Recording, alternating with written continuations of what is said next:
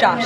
Thank you for the question. I appreciate it. Can you give us an update on the president's plan for his tariff agenda? He spoke a lot about this yesterday, and there's a couple of dates coming up that he's spoken to. Number one, February 1st, he's alluded to both the potential for tariffs for Canada and Mexico, but also China to take effect on those days. What's he thinking about that?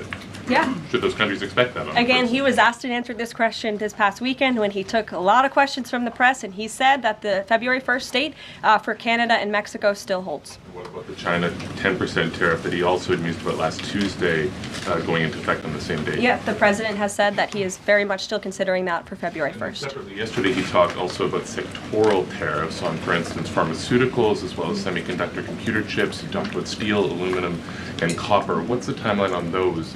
Is that a similar sort of coming days thing? Yeah, so when the president talked about that in his speech yesterday, that actually wasn't a new announcement. That was within a presidential memorandum that he signed in one of the first days here in the White House on his America First trade agenda.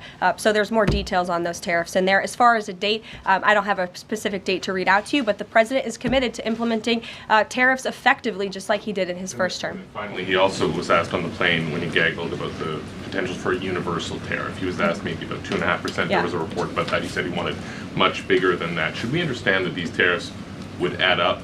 You know, in other words, you might have country-specific tariffs like Canada, Mexico, China. You might have sectoral tariffs like on pharmaceuticals, as well as a potential universal tariff on top of that. Do these stack on one or the other, or would one sort of take precedence over another? All I can point you to is what the president has said on this front. The February 1st date for Canada and Mexico, also the China tariff that he has discussed. He rejected the 2.5% tariff. He said that was a little bit too low. He wants it to be higher. I'll leave it to him to make any decisions on that front. Phil Wegman. What the Mexicans and Canadians have done so far, do you have any comment on whether that has met the bar, what he wants to see on fentanyl? Thank you. I won't get ahead of the president again on advocating to foreign nations on what they should or shouldn't do to get away from these tariffs. The president has made it very clear, again, that he expects every nation around this world to cooperate with the repatriation of their citizens. And the president has also put out specific statements in terms of Canada and Mexico when it comes to what he expects in terms of border security. We have seen a historic level of cooperation from Mexico, but again,